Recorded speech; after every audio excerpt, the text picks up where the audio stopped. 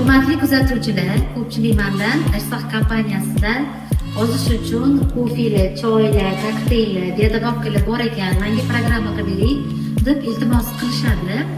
Asosan inson nima uchun semiradi? Gormonal fon buzilsa, jigarda yog' to'plasa, chekada shlaklar ko'p bo'lsa va parazitlardan inson semiradi.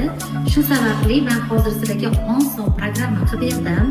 Ertalab zavtraqda горячий shokolad ichasizlar. Sababi Ashsoq kompaniyasining горячий shokoladida omega 3 va D kalsiy bor.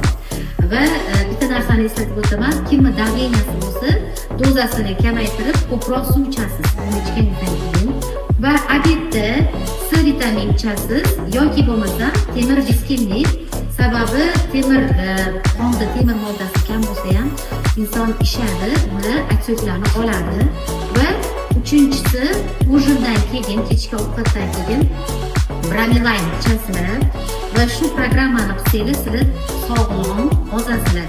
Va yana shu narsani eslatib o'tmoqchiman, sizlar bu ortiqcha yog'larni, ortiqcha vaznni yillar davomida yig'gansizlar va buni 1 oy, 3 oy ichib men ozmadim demanglar.